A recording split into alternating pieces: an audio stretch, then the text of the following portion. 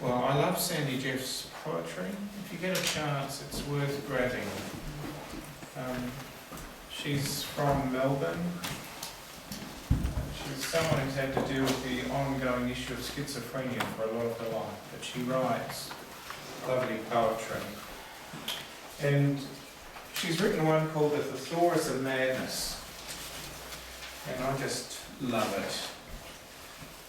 And it goes like this: people must think I'm crazy. Being the mad woman, I'm also a lunatic, a maddie, a mental case, a bedlamite, a screwball, a nut, a loon, a loony, a madcap, a mad dog, a psychopath, a maniac, an hysteric, a psychotic, a manic depressive, a megalomaniac, a pyromaniac, a kleptomaniac, a crackpot, an eccentric, an oddity, an idiot, a basket case, demented, moonstruck, hazy, unhinged, dippy, loopy, distracted, pixie-led, scatterbrained, certifiable, crazy, loco, psycho, a nutter possessed, fevered, bonkers, obsessed, bedeviled, tropo, starkers, schizo, potty nuts, daft, dilly, a crack brain, a fruitcake touched. Being insane, I suffer from mental illness, psychiatric illness, brain damage, unsoundness of mind, alienation, lunacy, madness, mental derangement, mental instability, abnormal psychology, a loss of reason, intellectual unbalance, mental decay, a darkened mind, a troubled brain, a deranged intellect, nerves, imbecility, cretinism, morosis, feeble-mindedness, queerness, having a screw loose, bats in the belfry, rats in the upper story, nervous breakdowns. Being as I am, mad that is, I must be bananas, crackers, a camel short of a caravan, a ball short of an odour, a pad short of a kit, not in my right mind, bereft of reason, deprived of my wits, as mad as a cut snake, a tinny short of a slab, diseased in the mind, as mad as a hatter, wildered in my wits, not the full quid, a brick short of a load, off my rocket, round the bend, a candidate for bedlam, foaming at the mouth, as mad as a meat axe, up the pole, a sandwich short of a picnic, out of my tree, off my face, off my block, over the edge, off my saucer, a shilling short of a pound, as silly as a wheel, off my trolley, as mad as a 2-bob watch, a shingle short, and I have a kangaroo loose in the top paddock. Being wild and distraught, I live in a madhouse, a mental home, a mental hospital, an asylum, a lunatic asylum, an insane asylum, bedlam, a booby hatch, a loony bin, a nut house, a bug house, a psychiatric hospital, the rat house, the giggle factory, the rat factory, the funny farm. So he then goes on to say, I'm many things in many places. Fool that I may be, mad that I may be, I am all my precarious guises, the creation of a cool mind. Oh. So she's taken all the words that people would use to describe mental illness and thrown them all together. And it just makes me realise when I hear this again, the power of words and the effect it can have on people. And we need to be very aware of our language and how we use it around people. So again, that's why you'll hear me say things when I don't like people being called schizophrenic. Again, it's another label box that people wear. I don't often talk about people having mental illness. I talk about people having mental health problems, those kinds of things. But it's just a way of me thinking around this stuff about how do we use language and how do we use language to help people, not to condemn or put them down. So it's just an interesting thing. We'll be talking about bipolar today. Now, I brought this book along as a resource that I quite often use for a lot of the people that I'm working with.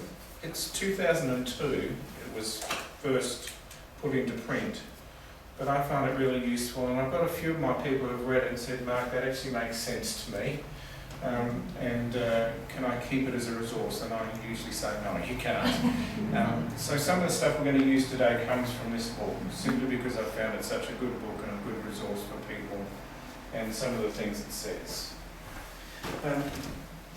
Now again, we're going to be talking about bipolar, which is that mood-based disorder stuff.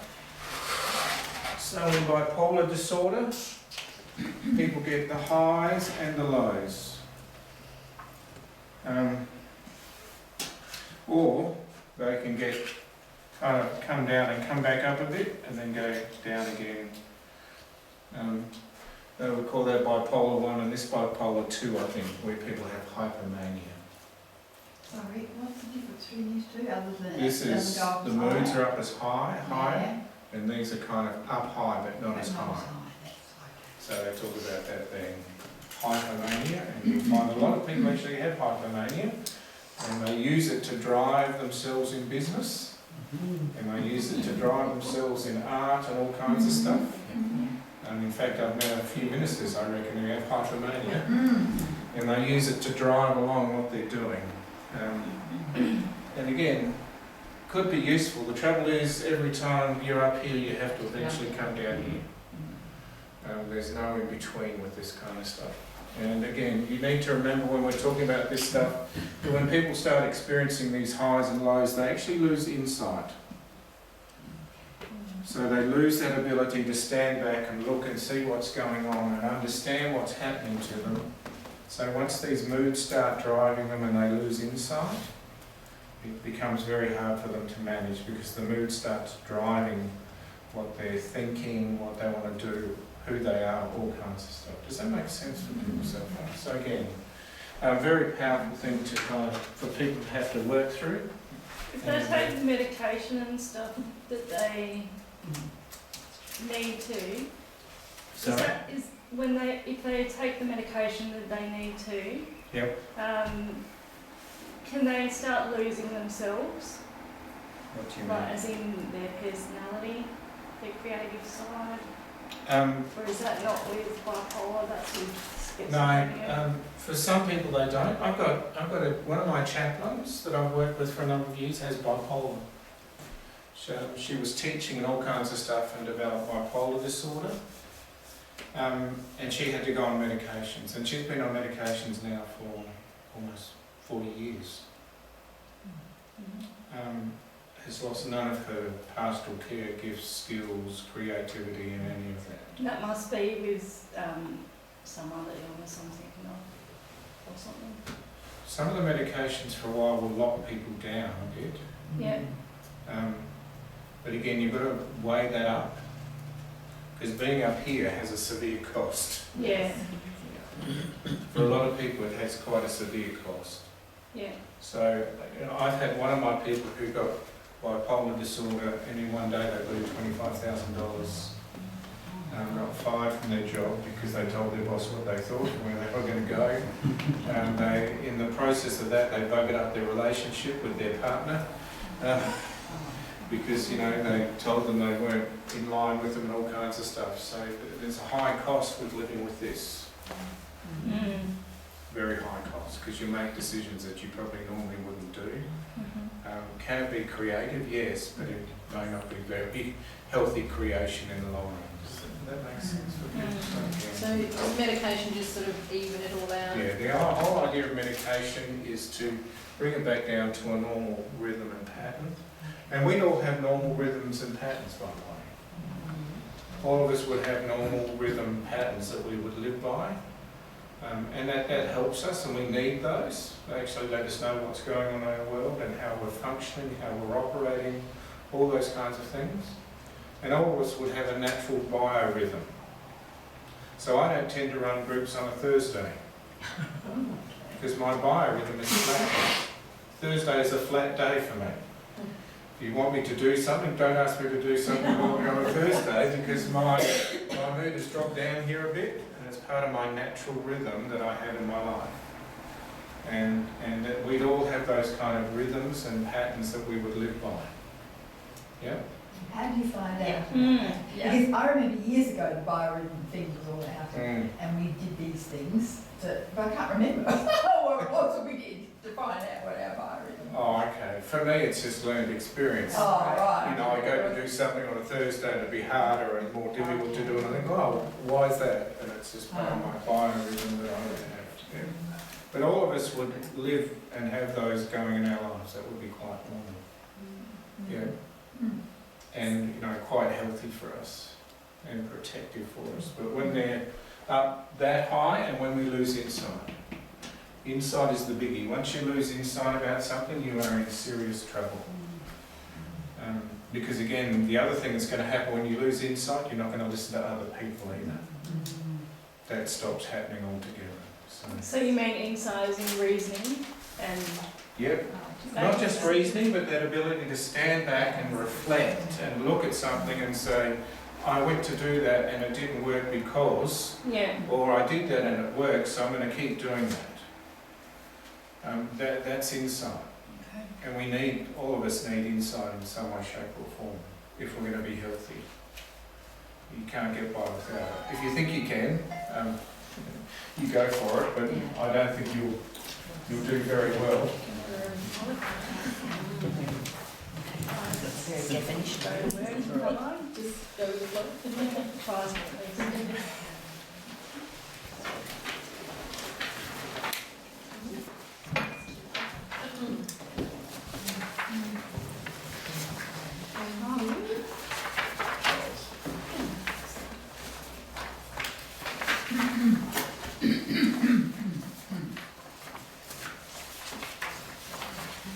Has everyone got the notes yet?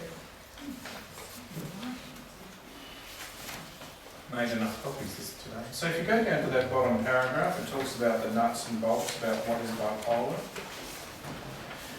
And it goes on to say there its key characteristics is extreme mood swings from manic highs to severe depression. Again, it's called a mood disorder because it profoundly affects a person's experience of emotions and affect the way he or she conveys emotions to others. It's called bipolar because the mood swings occur between two poles, high and low.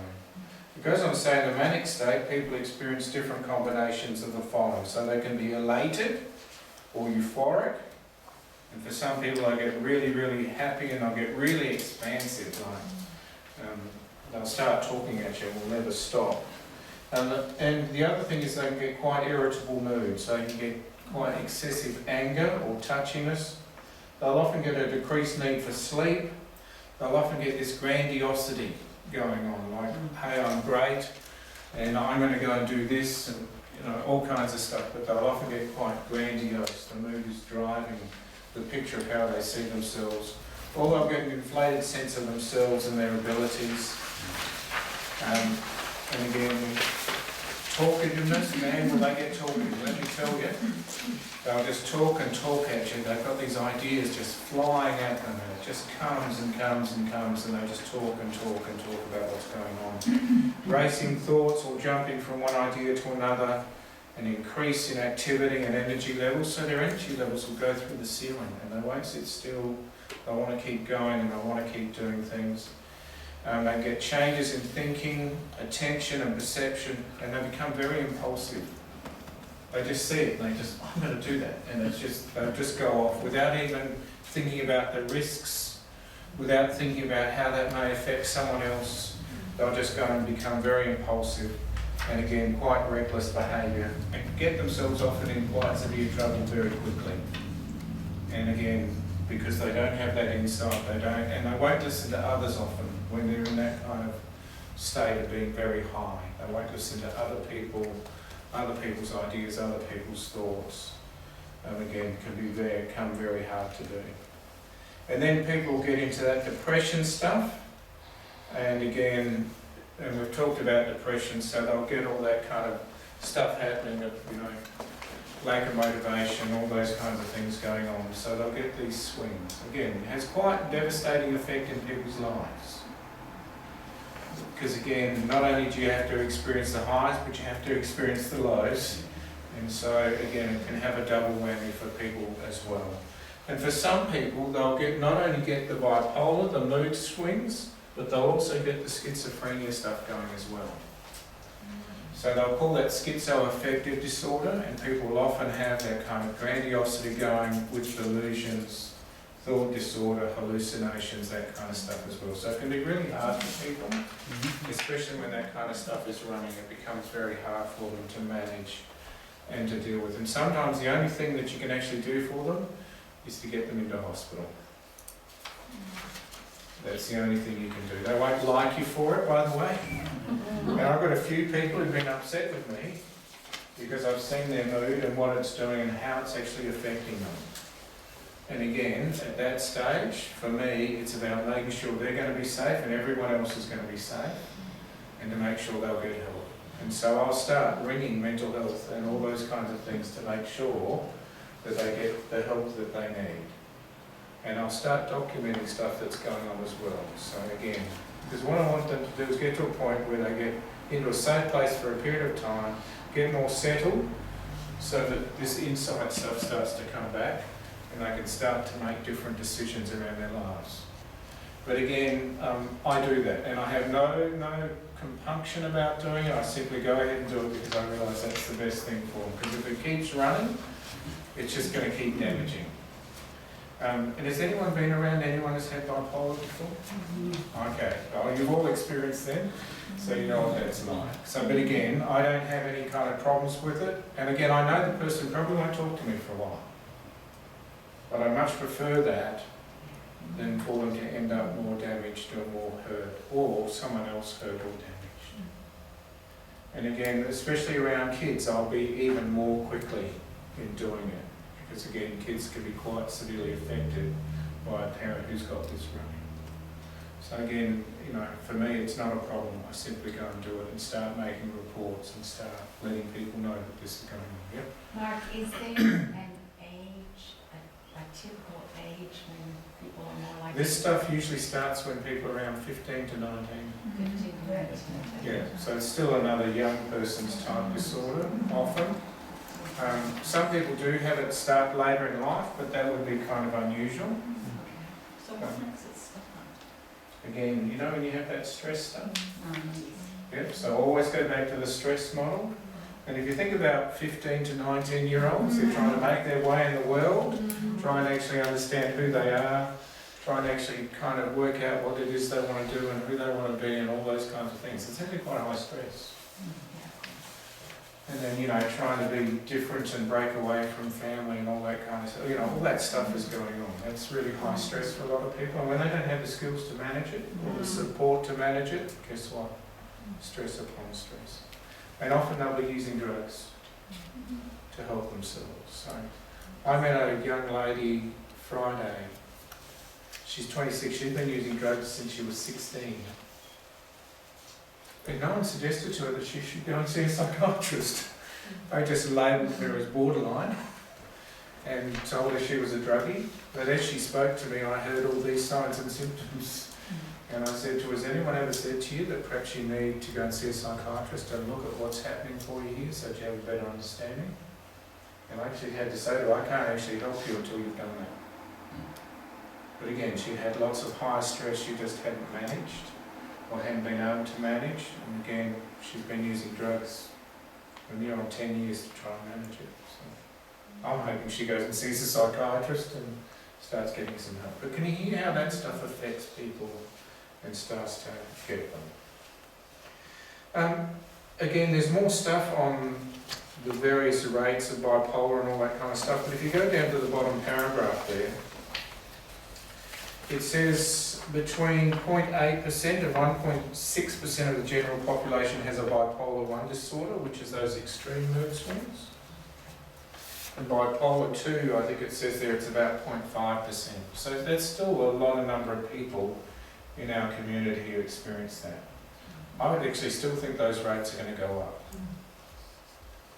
So that's my impression, those rates will keep climbing in some way, shape or form, simply because people don't have the support and stuff they would have normally got in the past to be able to deal with things. So again, I know how much that works out to.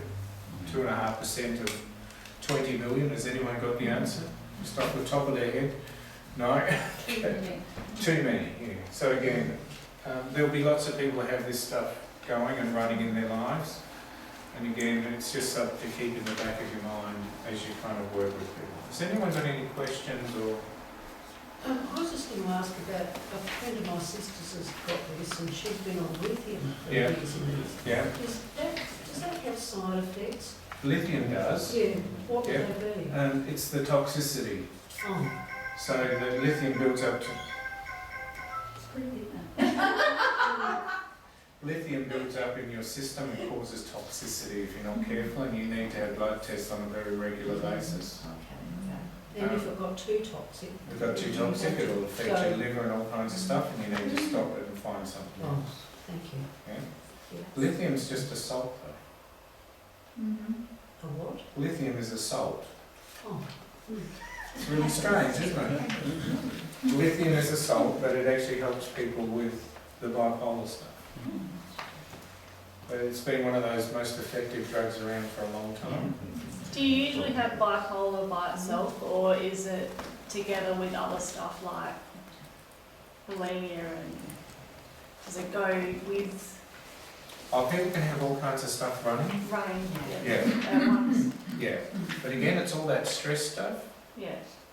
So again, if you have bulimia, you've got another stress on top already. Yeah. And it's the stress around not being able to eat properly or do that properly. So Yeah. again, it's another stress.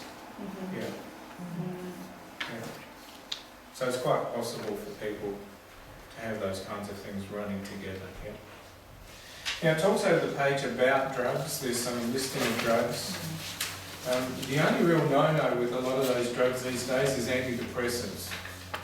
So if someone has bipolar, they should never get on antidepressants, is what the research is saying now. And what a lot of my psychiatrist friends say is because if you get on antidepressants and you've got bipolar, it's only going to activate your mania.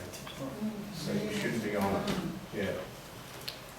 So it's just something to keep in mind, but they would never recommend now that people who have bipolar actually go on antidepressants, simply because it has that opposite effect.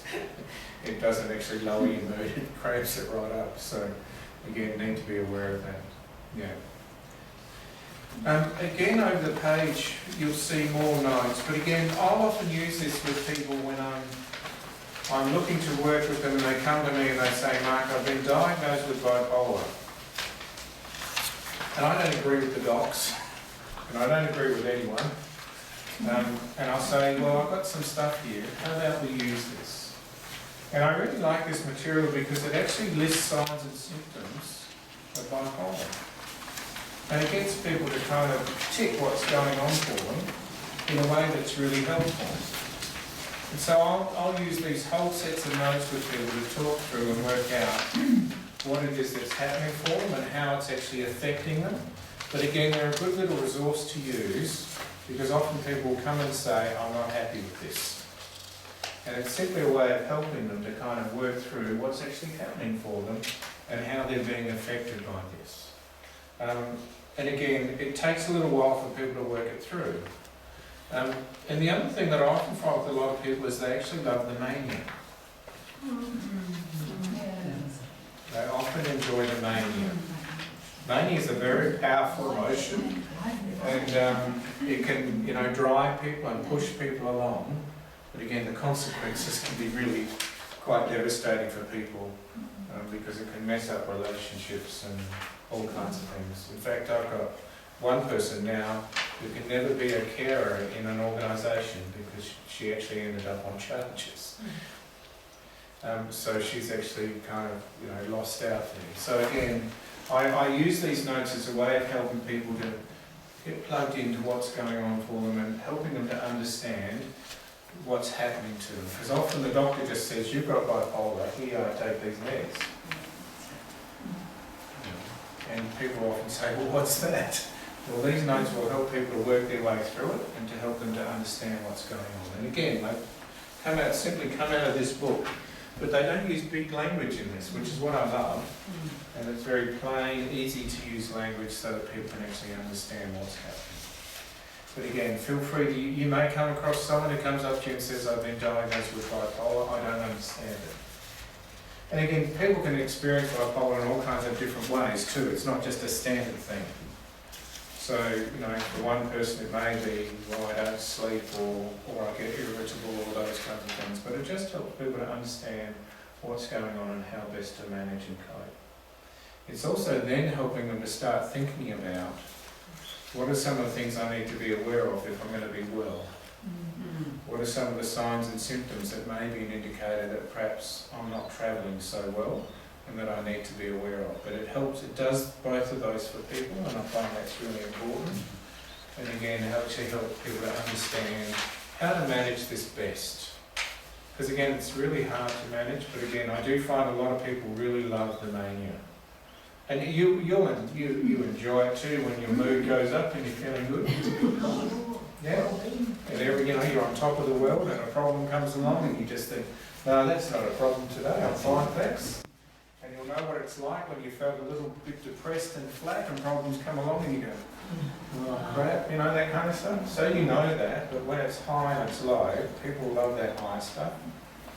And they can get quite addicted to it is what I find, because it really does drive them, and it's quite, you know, at the time it's enjoyable.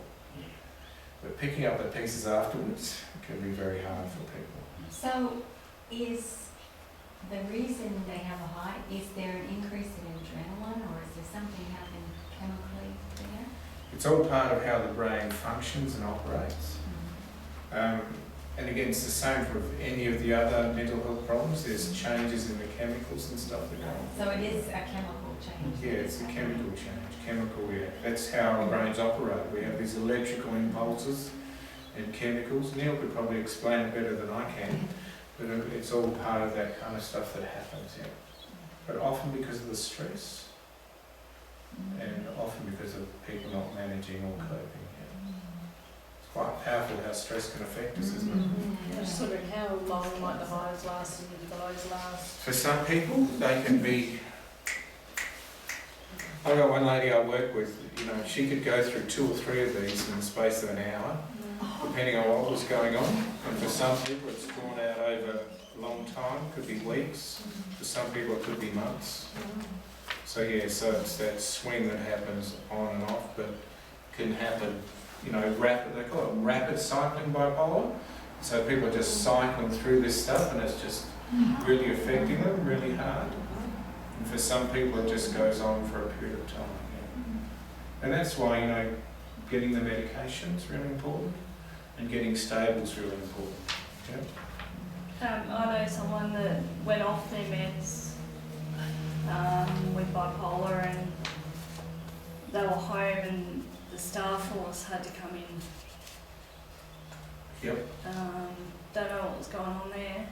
But Usually when staff force are called in, that's quite serious. So I had someone I was working with a few years back now, but I was in their home and I was talking to them, and I thought they were fine, and then suddenly we're sitting together in the seat. He pulled out a sharpened screwdriver. Said, any bastard comes in here, I'm going to kill him. And I thought, well, what am I? I thought, okay. I just gently backed out of the room, but he was serious about hurting someone. And staff force did have to be called in, and he was led away in handcuffs and all that stuff. So that's why it's so important for people to manage this, so it doesn't get to that point, and be able to kind of manage how they live life and do life. But yes, it can get to the point where, again, that insight, they lose it, you know, whatever's happening, whatever they're thinking, they're believing. So again, yeah, it's the only time I've ever really been frightened is my mental health stuff, yeah, but it happens for people.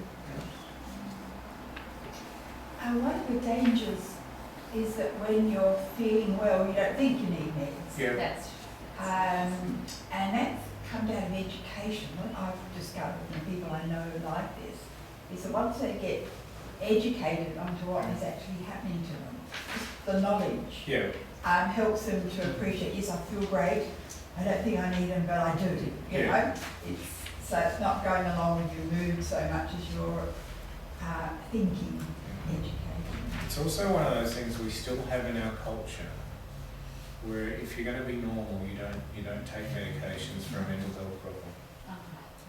There's something there, like, you know, I've got people that have diabetes, they would in no way think about not taking medication. You know, for all those physical complaints, people would take medication, but as soon as you get to having a mental health problem, it becomes a real problem, because somehow, you know, if you take medication, you're not normal, you're not part of society, you're not part of the... It's a big issue. Like, how strong is the genetic link in bipolar? Is there a genetic link? There is a genetic link, but again, it's always going to depend on who does the research and where they stand.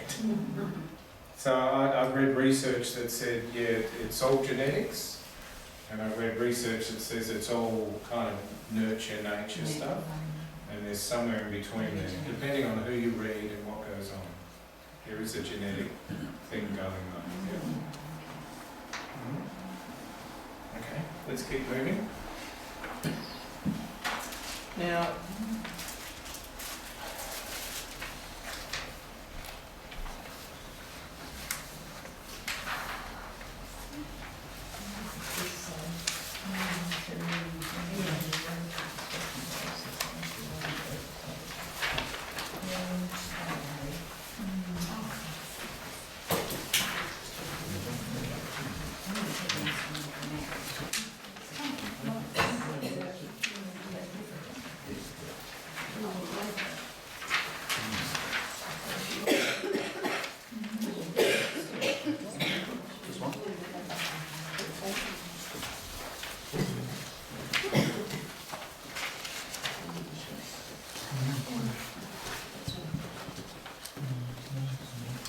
Now, these notes talk about having a mood chart. Now, when I'm working with some of my people and they've been diagnosed with bipolar and stuff, I do actually use a mood chart. They're not often used these days. They're not often used, but I find with a lot of people I work with, I will use a mood chart in some way, shape or form. I will develop a mood chart with them. Now, the notes here actually suggest there are several reasons why people should actually use a mood chart. And again, I actually think it's useful for not only the person, but for me or for the GP or whoever is working alongside them, being with them. And again, for people, it's often the first thing is actually getting people to understand that they do have moods. And that those moods can actually affect what's going on in their lives. Often they have no insight into this. And so it's actually helping them to understand that moods are part of what makes them up. And also that there are things that can actually affect what happens in their moods. And it's helping them to get that picture of what's actually going on. So it's not obvious to people that, No. I don't know, so it's not a logical thing. No, often for them it's a real steep learning curve and learning to understand that their moods are actually affecting them. And so they need to be aware of that and just like we do too, by the way. We need to be aware of our moods and how they affect us. If you're not, I'm not sure how you manage life or do life. But again, we need to be aware. But for them, especially, they need to be. This is one of their cutting-edge areas where they need to learn to be aware of the moods and how they're affecting them. So again, that's firstly. Again, secondly, for a lot of people, it's useful for their GPs or people who are working alongside them to understand what their moods are and also whether those moods are being affected by medication or not. Or the other thing that it talks about in the notes is that people may have triggers that they're not aware of. And those triggers are actually pushing their moods to certain places that aren't useful or helpful for them. And again, people need to be aware of that they may have some issues that they're actually not being aware of that are triggering these moods and pushing them to places that they don't want to be in, or they shouldn't be in, or that won't be helpful for them. So again, keeping a mood chart for a period of time is actually helpful for them, but it's also helpful for other people so they can actually understand what's going on and how this is actually affecting people. But I notice within the mental health system, we've kind of let that go a bit. And we don't tend to use mood charts anymore, but I tend to use them with people. And especially if they've been diagnosed for the first time, I will use a mood chart with them for a period of time, usually up to about a month. But it's helping them understand that their moods are going to be affected by their environment, by medication, by thoughts they're having, all that kind of stuff. And I want to be able to help them to understand that. Because that will always be an edge they'll have. That will be an edge they'll have. And I need to understand that. Could I just suggest that, because I'm in a situation where my sister has Alzheimer's as well as bipolar. Yeah. And so, and I visit home quite a lot. Wow. And I can see, the mood swing. Yeah. And whereas people in this, she was not capable of charting in. But I would suggest that it's probably a good idea for staff to do a mood chart on, she's in actually a dementia wing when there's Alzheimer's. That would be a good possibility to work out just what's happening with all these other dementia people as far as their moods are concerned. so that they can tip and work out with the medication and stuff. Well, we had one person come into the mental health unit just recently, and we realised afternoons were not good for them. Oh, yeah. Afternoons were just not good for them. They You know, the sunset syndrome. Yeah, but you know, by the time afternoon came, they were starting to get ratty. You know, and they were only 25. But you know, they just realised their mood was starting, and this was one of the areas they need to be aware of, and they actually changed the medication regime around to actually make sure this person had the right meds at the right time, which makes sense. And again, with one lady I've worked with, we did keep a mood chart, and we realised that for her, mid-mornings was her most terrible part of the day. And she'd either go through the ceiling or hit the pits. And we suddenly realised, that, you know, perhaps we're not getting the right medication cover. And we're actually able to go to a psychiatrist and actually say, we've noticed this, and we can document it. He said, well, let's just change the meds. And so the meds got changed, and she did a lot better. So again, it's managing that kind of mood stuff, helping them to realise that there are issues around these moods, that there may be trigger points, but again, helping people to understand that's really important. Otherwise, the moods are just going to keep having effect, and they'll just keep kind of rising or falling depending on what's going on. Does that make sense for people? So again, it's one of those things that I'll often do with people. Again, I don't know why we don't. We used to use them a lot in drug and alcohol services too. We keep mood charts. But we don't tend to use them anymore for some reason. I'm not sure why, but I find them really useful for the people I'm working with. And it also helps me to understand what's happening for them, so I can know what's going on for them as well. But again, just a really useful little tool that just helps people to understand that. Do you use them much, Dan? Not a lot, I must say. Yeah. Good idea though. Yeah. So I just. Yeah, but it kind of dropped off the map for a while, but again, I find it useful for people to be able to do that. Yeah.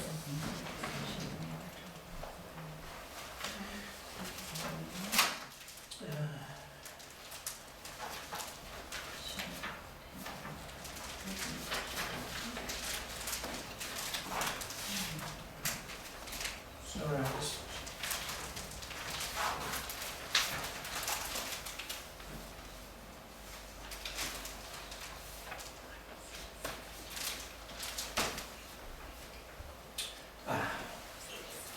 Sorry, I thought I'd lost them for a minute there.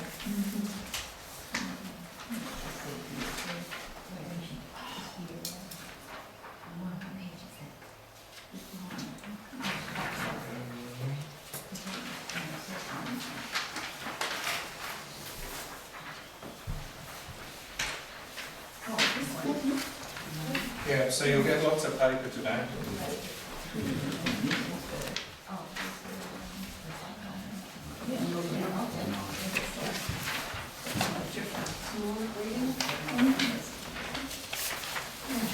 Yeah, just the more likely.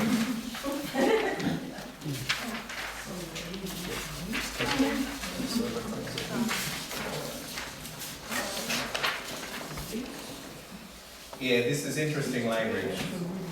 Now, I find this interesting, but with a lot of people that I've worked with who have bipolar, I talk to them about this stuff and they go, this makes sense, mate. So I go, okay, well, but it talks about in the notes there what affects our sleep-wake regularity, and then they've got this thing called, anyone able to read that for me? Social psychopaths and site storage, anyway, obviously comes from some Germanic background. But again, it's just helping people to understand this kind of rhythm of life and how it kind of affects people, and that perhaps people with bipolar are more sensitive to change than most other people. And when their rhythms change, or people change, or situations change, then it may affect them even more than most other people. What it's suggesting is people who develop bipolar are more sensitive to change than most others. And it's just helping people to be aware of it. So it says this model, or this theory, I think it's Elder's theory, states that the core problem in bipolar is one of instability. Usually people maintain regular patterns of daily activity and social stimulation, such as when they go to bed, when they get up and go to work, how many people they ordinarily socialise with, or where they go after work. These social rhythms are important in maintaining our circadian rhythms, which are the more biologically driven cycles, such as when you actually fall asleep, the production of hormones, all that kind of stuff. It goes on to say that social rhythms stay stable in part because of social, whatever it is, which are persons or events that functions as an internal time clock to regulate your habits. Your dog can be one of these. If it needs to be walked at a certain time, if you have a spouse, he or she certainly plays a role in organising your eating, sleeping, all that kind of stuff. So you can see from this that people are actually affected by those changes. And what's actually saying is if you bring too much change, too many things happen at once, this person will actually experience bipolar disorder. It's quite interesting, isn't it? So you or I may be able to manage, this much change, but for them, their ability to manage change is this much. And what it's actually saying to them is they need to be more aware of the changes that are happening around them, people around them, and how those things change, because if they're not, they're more likely to relapse. Does that make sense for people? So it's not a good mix for someone who experiencing bipolar disorder to be working, say, in aged care and having sometimes morning shifts, sometimes evening shifts. Yeah. No. So it's that kind of shift work, those changing patterns, those changing rhythms that can affect people more severely. And again, I've got one lady that I work with. She's actually a peer worker. So she works, she's actually had quite severe bipolar disorder. Long way down the road, but now works in one of our mental health units. Every time there is change within our system, she's more likely to tip. And there's change happening all the time. But we realised a long time ago with her that if we were going to work with her and she was going to be part of the team, we needed to help her be able to manage the changes that were happening. And we need to be more proactive in helping her to work through what those changes would involve and how she would manage them. So even one day when mental health came through and they said, oh, we're opening 6 new beds, I'm going to start tomorrow. For her, that just overpowered her, and we actually had to sit down and help her to say, okay, this is what we're not expecting you to do, this is what we are expecting you to do, and this is how we'll help to manage it. But it was that change stuff going on that was the biggie for her. So again, people who have bipolar stuff need to be more aware of the changes and how it can affect them. If they're not, then they'll find themselves getting more and more unwell simply because of that. So it's this idea that they're more sensitive to change than most other people. So that, and for a lot of people that I would work with, they'll say to me, Mark, that actually makes sense for me. And as they think back and reflect, they'll start saying, yeah, when I got unwell, this and this happened, or this changed, I find myself here. So even one of my ladies I've got at the moment, I know she's actually, I took her some clothes today. She's actually locked up in one of our units, but she got told by the Housing Trust she was shifting. And we'll give you all these boxes, but see you later. And so she's tried to manage the change and think about change, but it's just actually overwhelmed her, and she's actually ended up back in hospital. So again, it's this process of change stuff that people need to be aware of and how they'll manage that. So again, if you've got people that you work with, you provide pastoral care to, who have bipolar stuff, you need to help them understand how they'll go through the process of change. Or if relationships change, how will that affect them, those kinds of things. It will probably take them longer to process it, and they'll need more lead-in time for that kind of stuff to happen. But that, you need to be aware of that, because that will happen. And some of us are really good at change. Who here is really good at change? Really good at change. So if you say, tomorrow we're going to go and we're going to shift house and change. Yeah. So some people are quite good at change, by the way. Other people just simply aren't. And for people who experience bipolar, what it's saying is they're not very good at change. Okay? So again, you need to be aware of that while you do your pastoral care and provide support for them.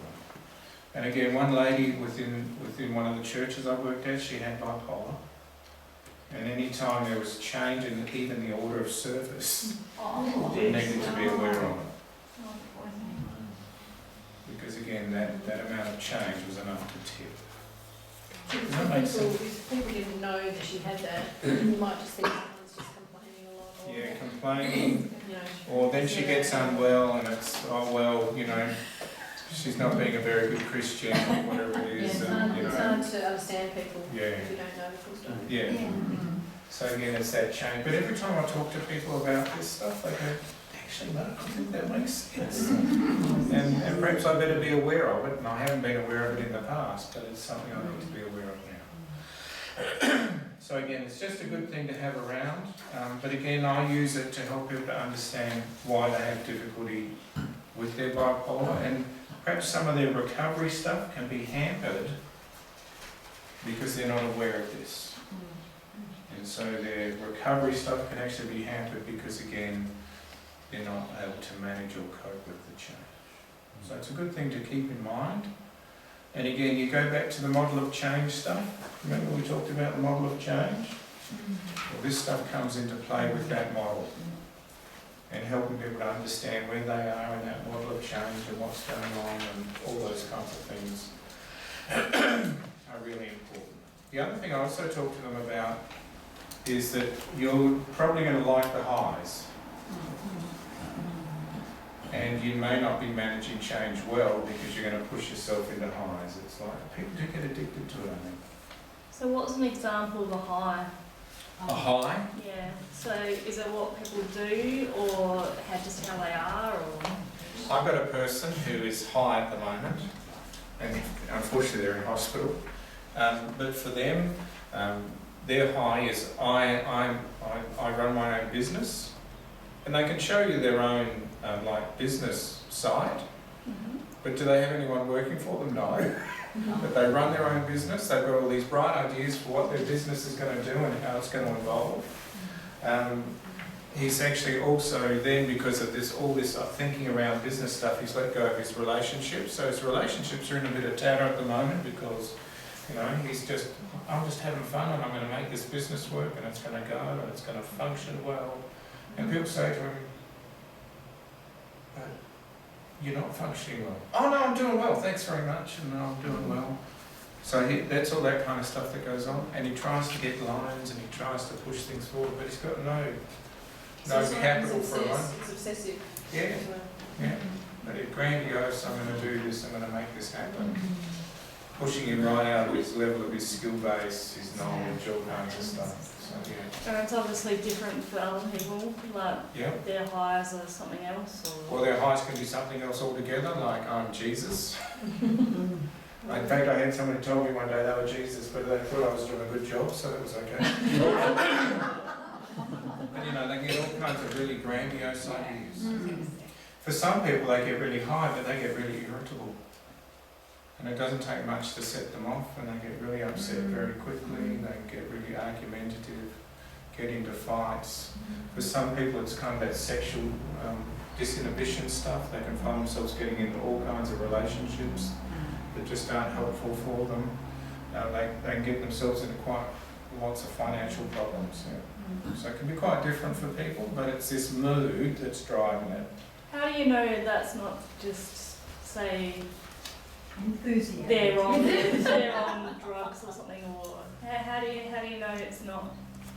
Well, they Like may be on drugs or drugs as something. well, but Yeah. that mood is driving it. It's the mood that's driving it. So you look at the mood and you can hear that they won't listen to anything, so they lose that inhibition. Well, what's the difference between, like, I don't know, being high on speed or something? It only lasts, speed will only last for a couple of hours. Yeah. Mood disorders tend to last a bit longer than that. They keep cranking up and keep going. Yeah. But wouldn't this also be done in consultation with your GP to make sure there's not a medical issue? Oh yes, yeah.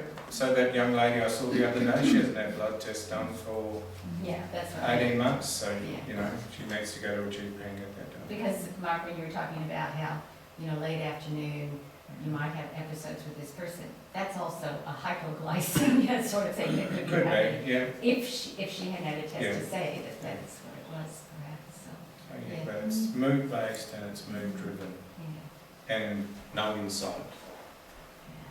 So this would be a basis of a lot of crime. Oh, people get themselves into all kinds of trouble.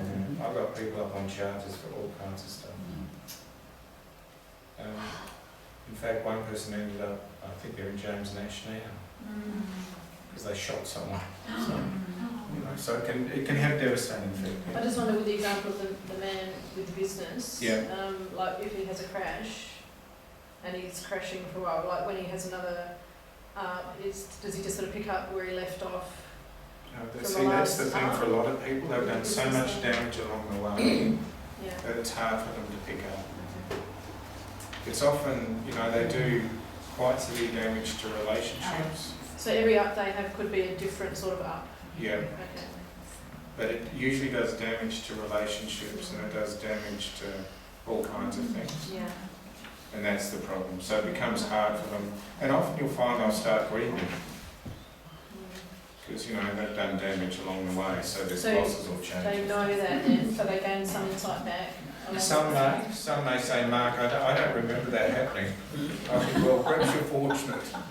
So, yeah. Wow. So that mood-driven stuff is really hard to work with. And that's why I'm so pushy with people around doing the mood charts, why I'm so pushy with them being aware of triggers, why I'm so pushy with stuff around making sure aware of their, those mood changes and changes in time, space, all that kind of stuff. So those triggers can be like something really small. Not for them. You may look at it and think, oh, that doesn't mean much to me, but for Yeah. them it can mean a lot. Yeah. Like, I was just at a shopping centre and someone waved me, someone's driving their car and they waved me to go across the street, and then I waved them to say no go, and they went off their nut at Yeah. me. And I thought I was going to get bashed, and I was like, what is wrong with this person? But see, that's a trigger going on. Yeah, and I thought this person was climbing drugs or something, and I thought, oh, what's going on here? Yeah. And I thought maybe that might be. Yeah. Well, we all have triggers. Everyone here has triggers. We all have But my triggers in first- some way, shape or form. My first thought was this person's like not right, Yeah. something not right here. But again, when a trigger goes off, how much control do you have? Yeah. Yeah. You don't normally. Who's experienced triggers here? So when your triggers go off, how much control do you have? Zero. So they can be very hard for people to manage. But helping people to manage them is, really important. It's me looking in on that. I was just like, that's not That's normal. nuts. That's Yeah, not that's normal crazy. in my eyes. No, Like, but again, when a trigger goes off, your ability to control it is quite hard. I had this crazy woman behind me, I was coming back up here. She was a worry because I got by the Mitchell Cemetery and come up the hill, and she was absolutely tailgating me. She had this crazy look in her eyes, so I just pulled over and let her off, rather than have her doing that all the way up to the ledge. Or go faster and get out of the way. If I only saw them expressway at 100, that's fine. Oh, That happened to me. So again, when we're working with people, we need to be aware of those things. We need to be aware of helping them to manage challenge. We need to be aware of their moods and what can happen. We need to be aware of actually helping them to understand that these moods may be there for some particular reason and they need to take notice of them. But it's far easier to deal with them when they're down here than up here. Every time. So helping them to understand that's really important. And again, I think, for a lot of my people, I think when I help them to be able to do that, they do better. and they don't relapse as quickly as what they may. So again, it's all that kind of, and it's little stuff, but it actually helps them to manage and do well. And again, even that that young lady that I talked about is 26. And I even started educating her about bipolar when I was talking to her. She was talking about having these huge mood swings. And then she was saying, oh, when my mood gets too high, I'll use this drug. And when it gets too low, I'll use this drug. She had it worked out. But again, start educating her around, oh, perhaps this is going on, and perhaps you need to go and see someone, that kind of stuff. So it's that education stuff that's really important. Because again, it leaves a lot of devastation when it's not dealt with. Okay. Let's have a break. Coffee. Tea. Okay, we'll keep moving on.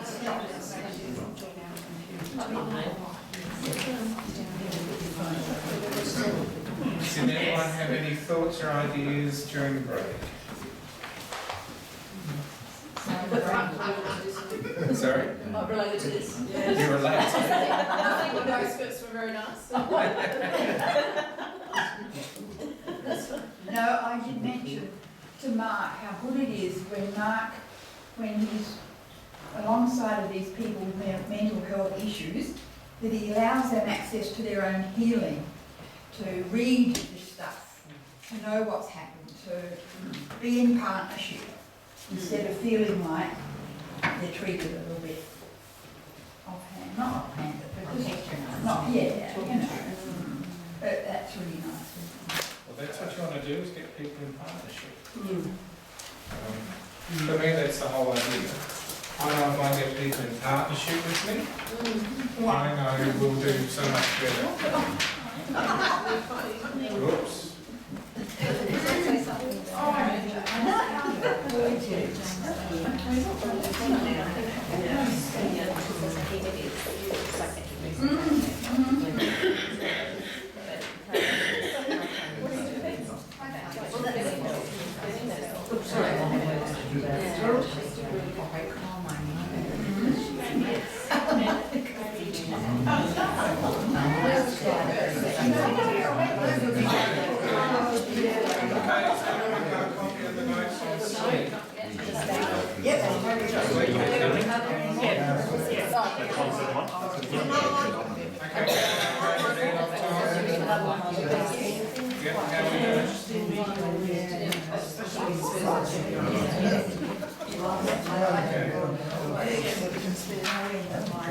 So we'll keep moving. So then, one of the other things I'm always trying to do with people in regards to the bipolar stuff is maintaining sleep health.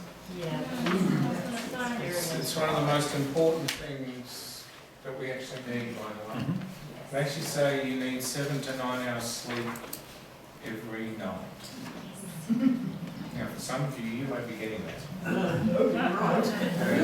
So that's what was wrong with Napoleon. Yes. He only needed 3. He only needed 3. Well, he said he only needed 3. He was mad because he didn't get enough sleep. You will go mad if you don't get sleep. 7 to 9. Oh no, you will. You will. If you don't get enough sleep, you will go mad. Oh no, there's lots of evidence to suggest that happens for people. Again, it causes you severe stress. And the problem with not getting to sleep, or not having enough sleep, is your brain doesn't defrag. Oh, okay, yes. So your brain doesn't get the process of being able to go through and sort out what am I keeping, what am I getting rid of, and what's, and starting to work through that whole process. If you don't get that sleep, that's what's going to happen. And your brain just gets clogged to the point where you can no longer function again. Computers get the same problem. Every now and then they need to be defragged. And it's this process of eliminating and keeping that's really important. And when you don't get that, you're in serious trouble. The other problem is if you don't get that 7 to 9 hours sleep, you're not getting the REM sleep you need, which is that rapid eye movement sleep, which is that very deep sleep. It actually should happen at the last sleep cycle you have. We go through. Oh, okay. Gee, don't forget the drugs. sleep. It's all right.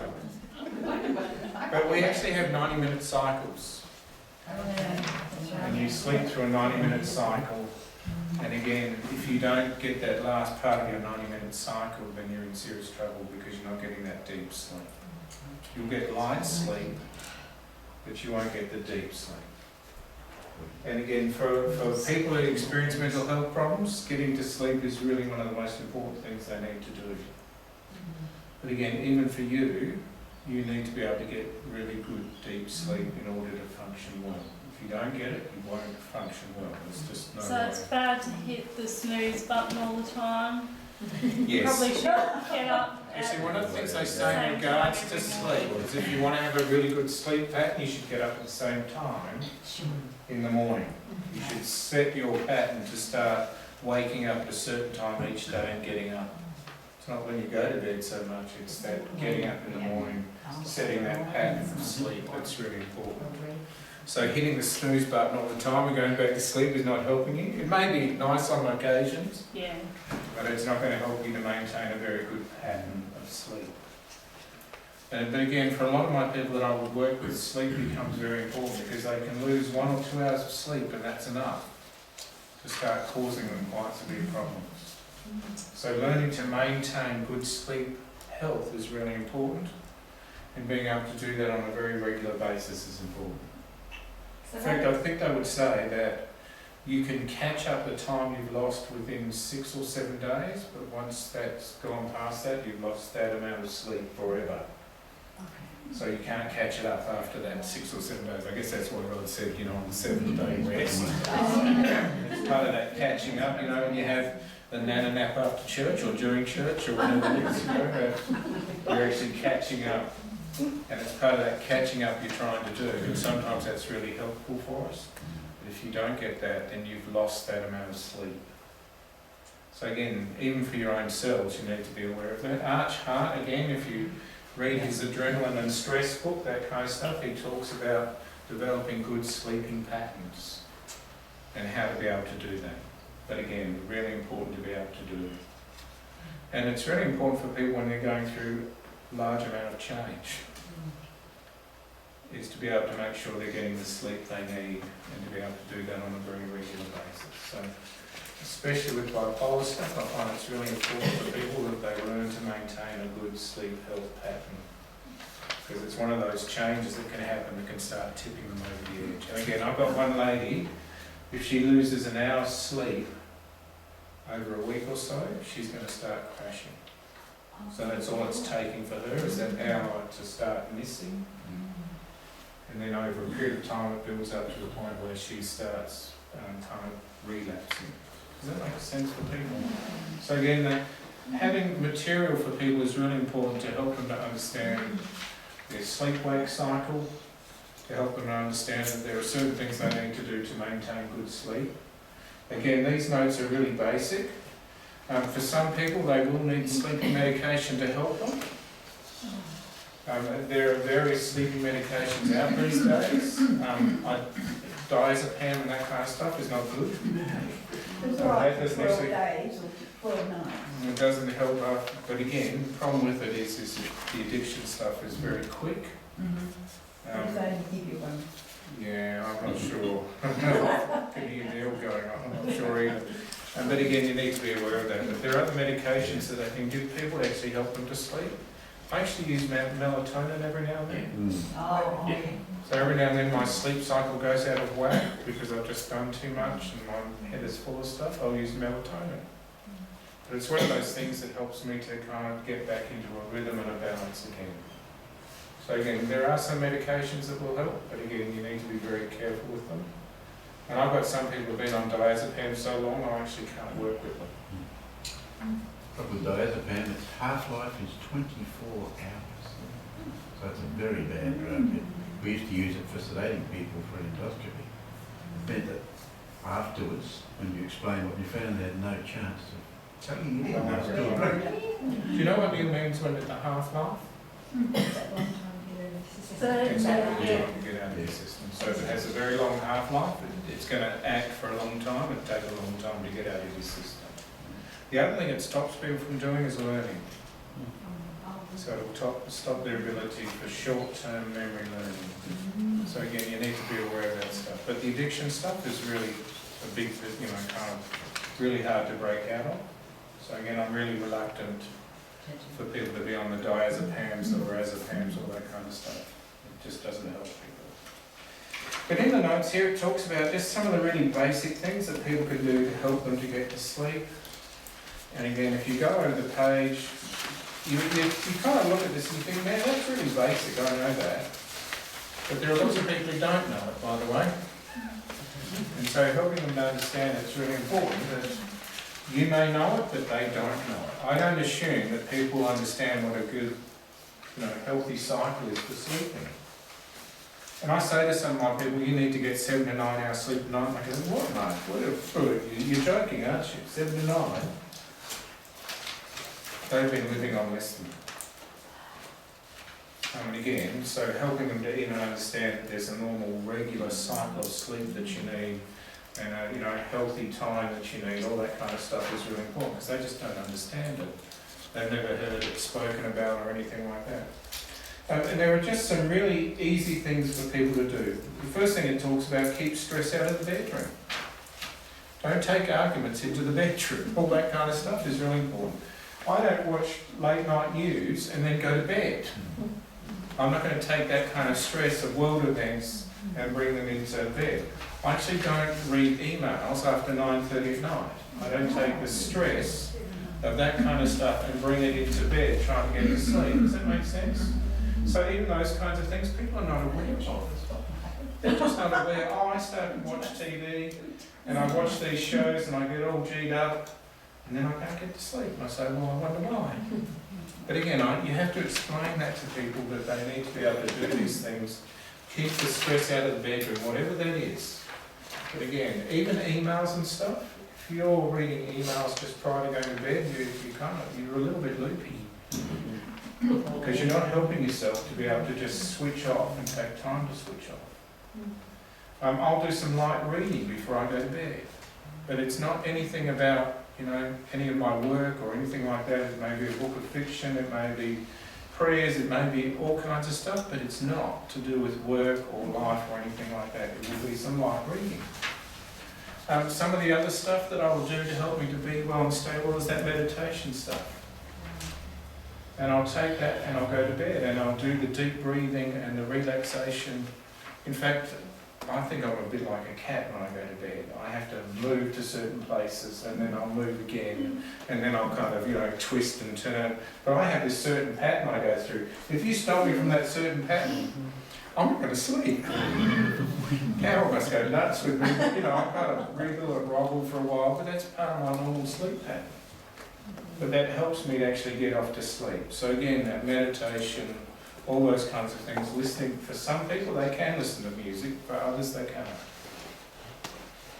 For some people, I'll actually get them to wear earplugs because they need to actually block out as much of the noise as they can. For some people, it's about how much light is coming in through the windows at night. So I'll make sure how much light, and for some of them it's about getting the iPads to put over so they don't get that light coming through, because that will affect their sleep. So again, helping them to understand all that stuff is really important. Helping them to understand even some of the stuff you eat before you go to bed is not helpful. You need to be even aware. And for some of my people, they would eat junk food before they go to bed. Exercise as well. It's just cramping up their sugars and doing all kinds of stuff to them, and they wonder why they can't get to sleep. It's kind of that healthy pattern of that getting yourself to sleep is really important. For a lot of them, they need to learn to do that. It talks about never compete to get to sleep, and again, some people will compete. They say, I've got to get to sleep, I've got to get to sleep. I much prefer people say, actually, I'm awake at the moment, and I'm going to do some meditation stuff for a while. And, again, for some people, it's actually teaching them, how do you do that? How do you actually relax? How do you take the time to relax? I used to for a while. I used to have a notepad by my bed where I could actually, I woke up and I thought about that, I'll write it down. So I can actually put it down. I think I need to go back to doing that again. But I'll wake up thinking, there's this I've got to do. Well, no, I'll write it and I'll put it down and I'll go back to sleep. Doing those kinds of things are really important. Yes, Mark, but I tried that and then I couldn't leave my writing. It was illegible, my writing. Maybe it was mirror writing. I don't know, but I could never read what it was. Carol? How long, if people are in bad sleeping habits, Yeah. how long might it take for them to retrain those It can habits? take several months. Yeah. It So can take up, well, can take up to 3 months, I think. But again, you've got to go back to that thinking of developing a pattern again, you know, a habit. A habit can actually take up to 6 to 8 weeks to develop a pattern. And the other thing they also say is not to get out of bed. Oh. So if you can't get to sleep, don't get out of bed. Use your relaxation, all that kind of stuff. Because once you start getting out of bed, you're starting to kind of get your system running and going again. But that's what they recommend. Talks about using muscle relaxation techniques and being aware of that kind of stuff. For some people, exercise before they go to bed is really helpful. For others, again, it's just not. For some people, having a shower before they go to bed is really useful. You know, that kind of stuff that relaxes and winds people down. I don't like doing exercise before I actually go to bed. It just winds me up too much and I can't sleep and that kind of stuff. So it's all those kinds of things about educating people around that, helping them to be able to do that. There is lots of stuff. I mean, South Australia does have one of those research facilities around sleep health that's really quite well renowned. And I think we're quite lucky in South Australia to have them. But they're a good resource and you can often just get on the internet and they'll actually, you know, have lots of good resources around that you can actually give people. But again, I want to make sure people are getting a good sleep, a deep sleep that actually enables them to be well and do well. And that's one of the things they've usually lost. They've usually lost it over a period of time. They've started getting unwell and they've stayed up late and doing all those kinds of things. And I often find that's really difficult. The other thing that I've found for a lot of people is actually finding things for them to do during the day. You know, a lot of time, for a lot of my people, they don't have stuff to do.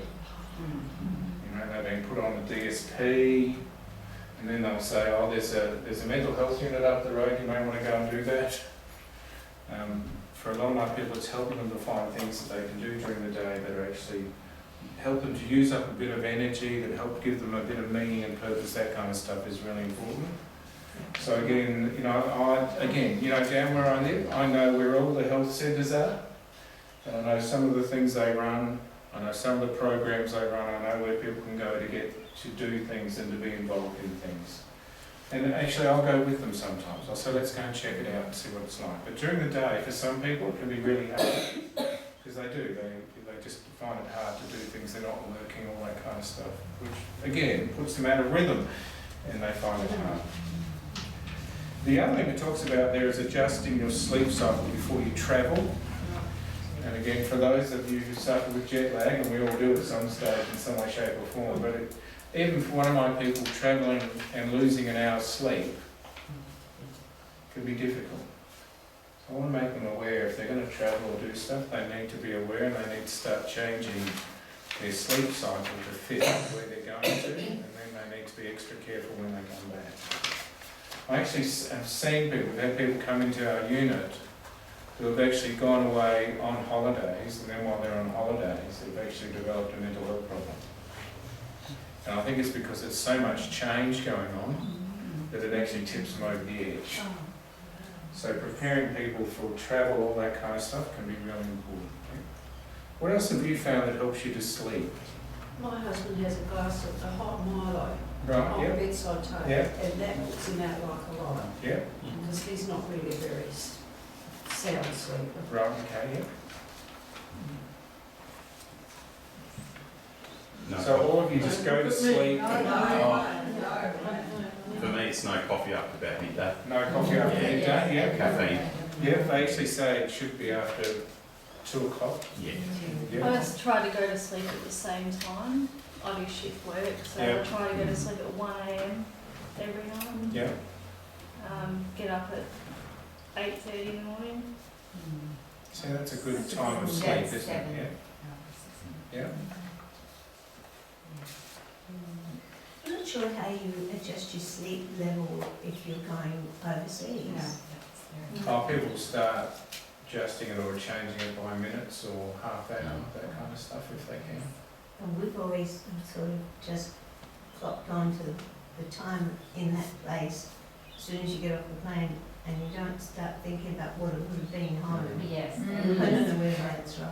Yeah. That's a good thing. Well, again, there's lots of evidence to suggest from people that because there's sensitivity to change, they need to be very aware of this stuff. What else have you found? Apart from alcohol. That doesn't work.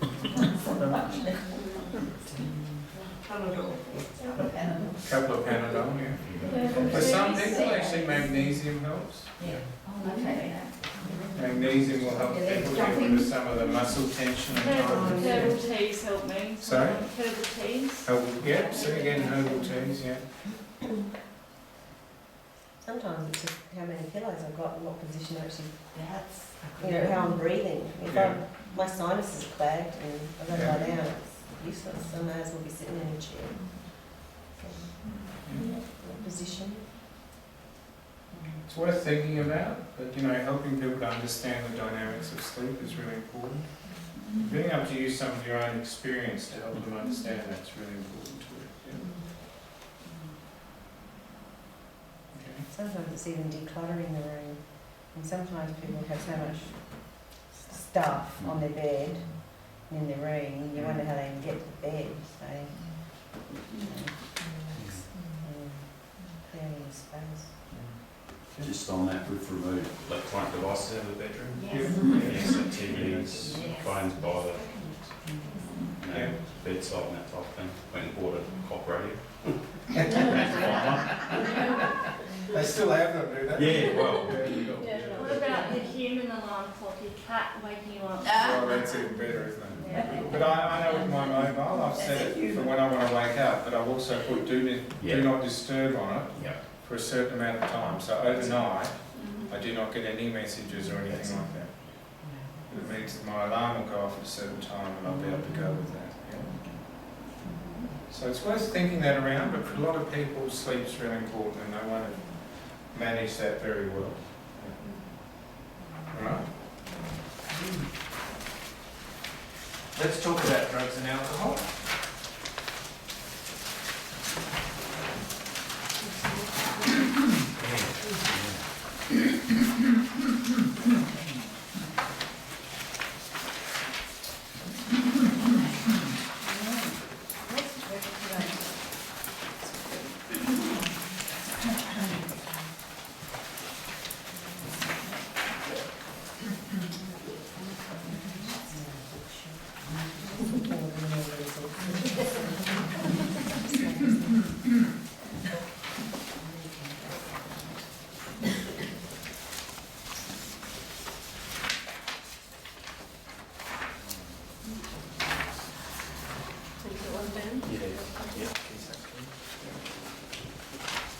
So again, the other thing I do talk to people about is about the use of drugs and alcohol. For many of them, they've been using drugs and alcohol for a while to try and manage the symptoms.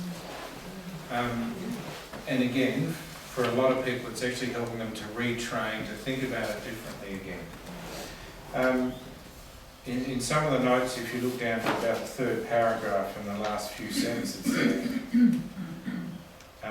for people who actually have bipolar and alcohol problems, also have a more rapid cycling mixed symptoms, and anxiety or panic than those who do not drink. So alcohol can actually also interfere with sleep. It won't give you that deep sleep. But for a lot of my people working with them, they've been using both alcohol and drugs trying to manage or balance out the symptoms.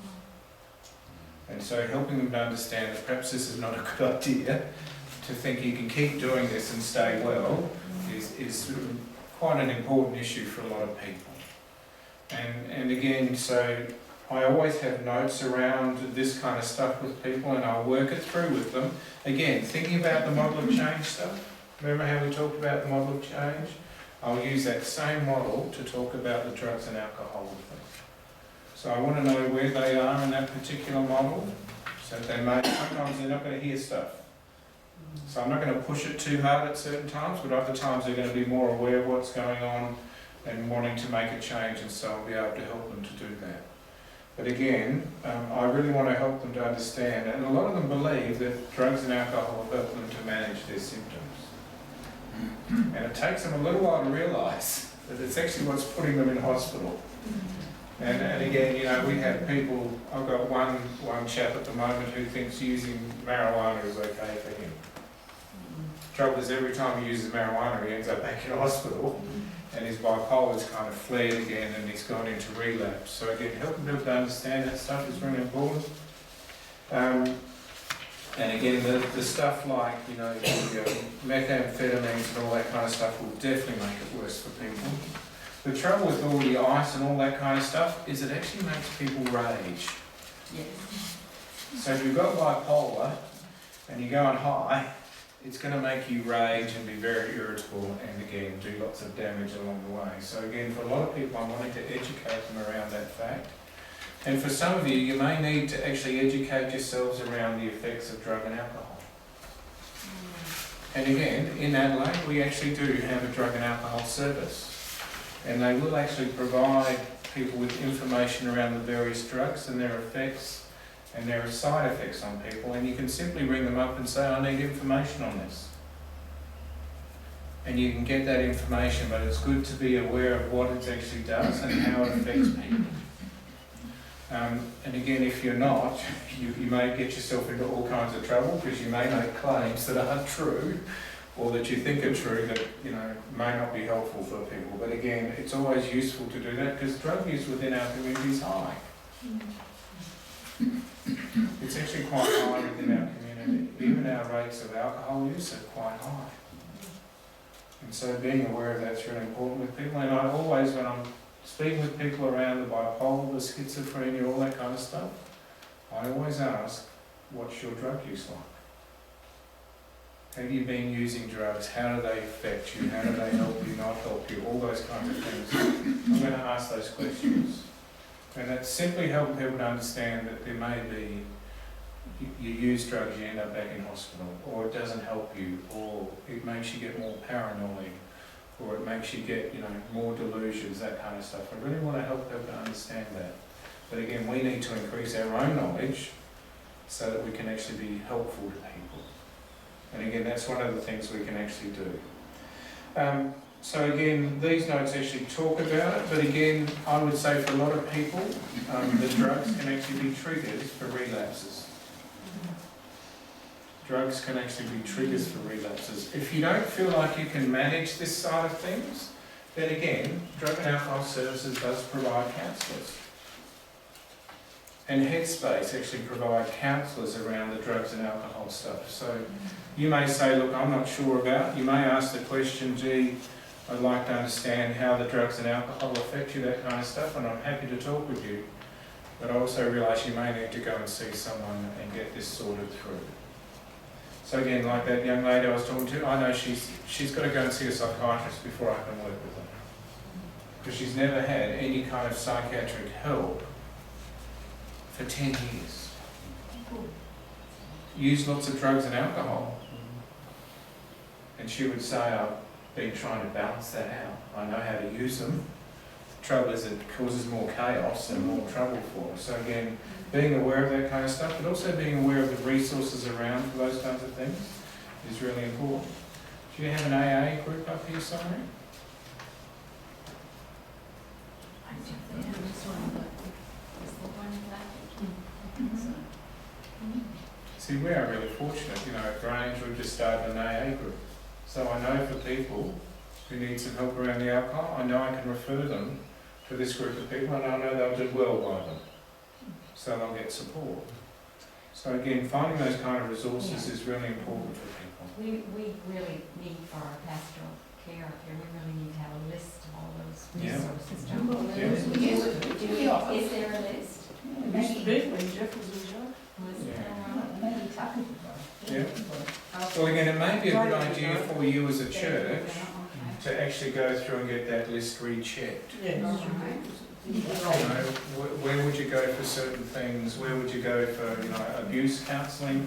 Where would you go for, all those kinds of things? It's actually good having that kind of resource around the place. I carry a list in my bag of some of the resources I've got that I know I can simply plug people into. But again, you may need to be able to do that if you're going to support people well. Now you'll also find that, and again, that you'll see over on page 178,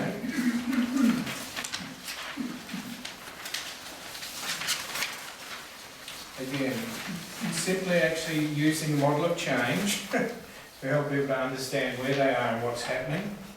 But it's actually getting people to be aware of why they're using the drugs and alcohol.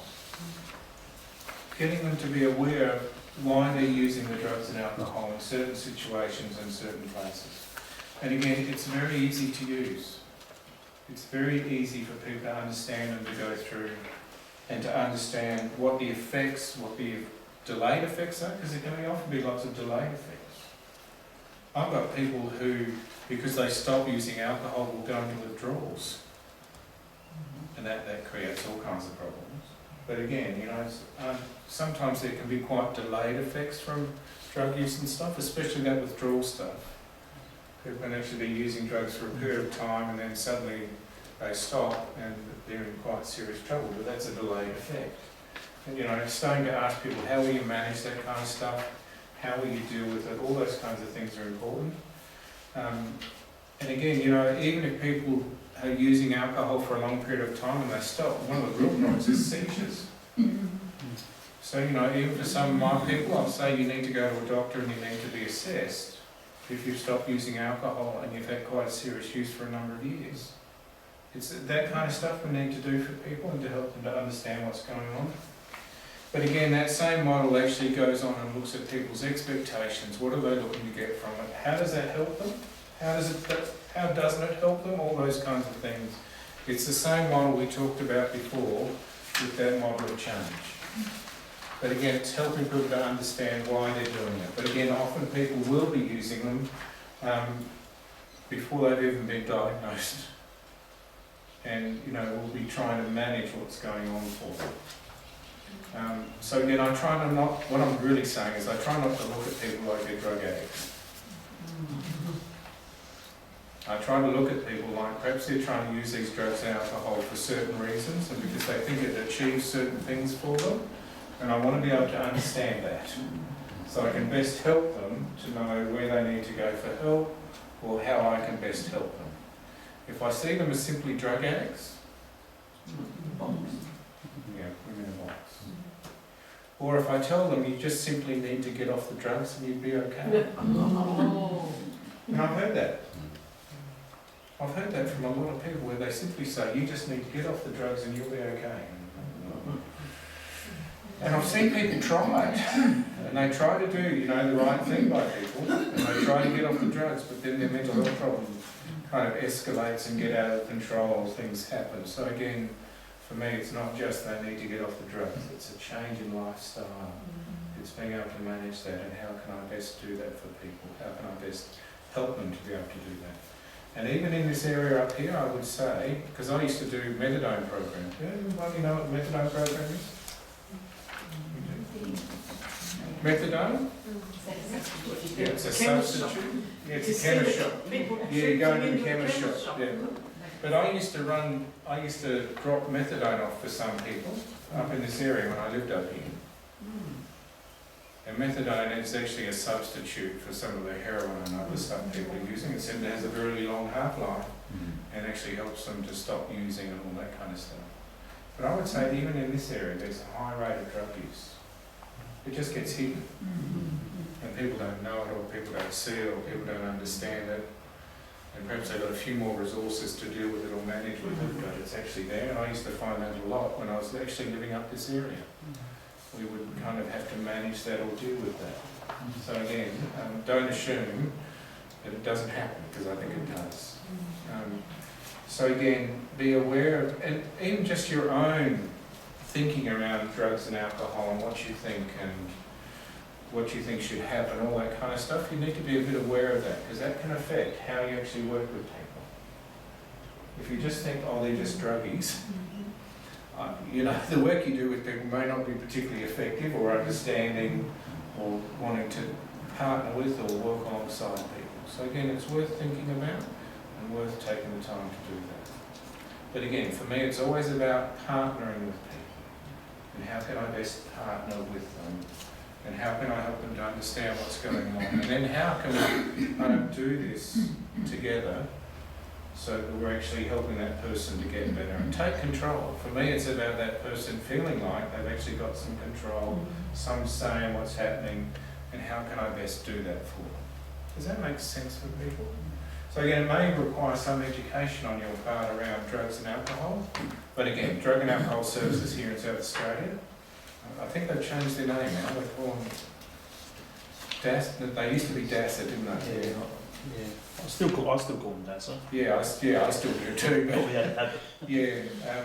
but again, very good resource. You can always ring them to get information, all that kind of stuff. They will send you printed information on it. It's worth understanding and knowing. And again, yeah, it's got counselling in it now somewhere. Has anybody got any thoughts or ideas?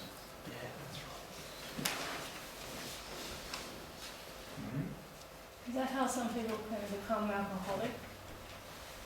It stems from being bipolar and then they cope with that by drinking and then they can become alcoholic from there or something like that. Well, the problem with any drug is it can be addictive. And the trouble with addiction is that you start drinking and you feel good, and you know, you kind of, who's ever here got really drunk and smashed? Gee, you're all good. Am I the only one here who's ever got really drunk and smashed? Sorry, I can't remember. That's what I was going to say, maybe you're the only one who remembers. But what did it do for you, apart from the next day? Yeah, good time. Wow. Told me I should never do it again. Never do it again. But for a lot of people, they suddenly realise they can do things that they haven't been able to do before. They can socialise and they can be gregarious and all kinds of stuff. So for them, they find that works. Trouble is they start to get addicted to it. And the problem with addiction is that then you need more to get the same effect over a period of time. So people can actually get quite addicted to it. And then what they find is you need to keep drinking so that you don't get withdrawals. And then it becomes a trap. So that's the real issue for people. And again, you then put more stress on your body, you start affecting liver, all kinds of stuff. So you're actually then dumping more stress onto your system, which again then creates the potential to tip into some form of mental health problem. So it kind of has that double whammy effect, where someone discovers, gee, this works, but it only works for a certain period of time. Yeah. It'll be the same for any drugs, really. You suddenly discover something that, Or even prescription drugs, I guess people like overdose on Panadol or something like that and they can feel fine, but your liver can be... Oh, your liver can be severely damaged. Even if you feel well. Oh, yeah, I dealt with an ex-soldier and he was actually taking Panadol and codeine. So he was using them both together and I said to him, when was the last time you went to see a GP? And he said, I haven't seen one for a couple of years. And I said, you better go. And he said to me, why? He said, well, you've got Panadol in the codeine you're taking and that's going to affect your liver. So, people need to be aware of that stuff. But that can be part of the education you do with people. Just helping them understand the effects and the side effects of it. Panadine, That was a daily thing, was it, for him? more than that, he would take perhaps up to a packet a day. Wow. Was there anything in particular he was trying to suppress? Oh, he just wasn't managing He was life. using it like a... Codeine made him feel really Yeah, good. that's right.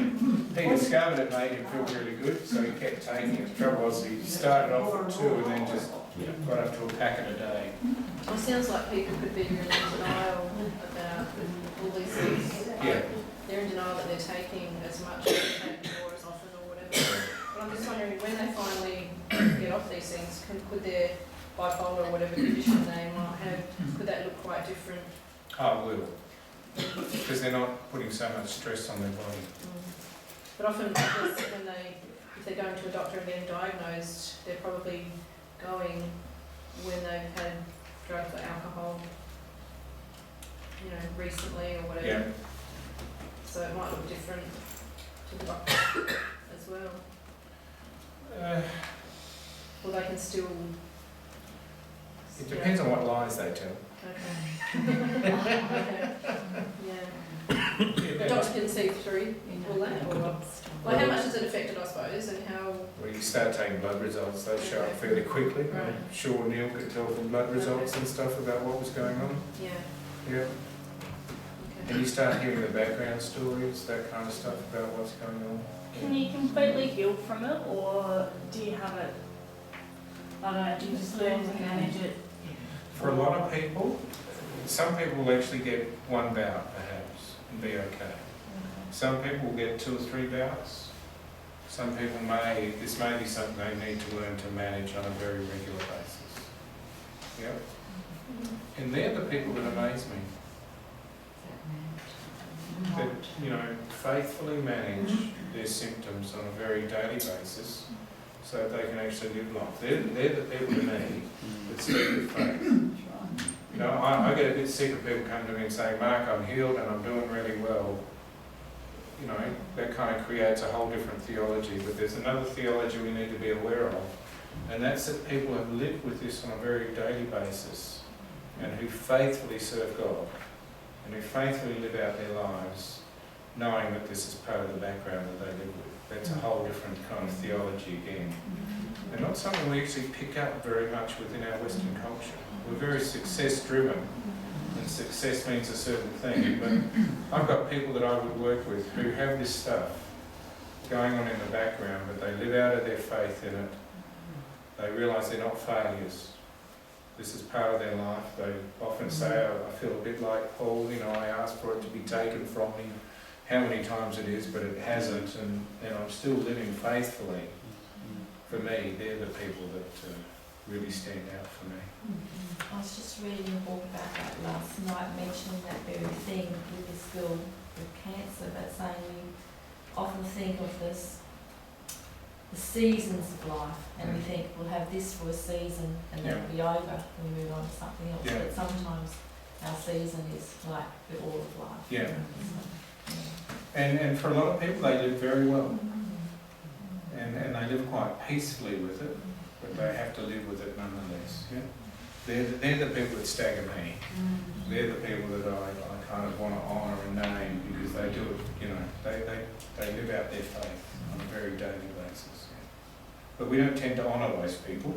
Oh, no, we're too healing driven. Yeah, we don't tend to honour those people and say, well done. All right, we've gone over time. We'll leave it there. So next week we'll look at the idea of conflict, and if we get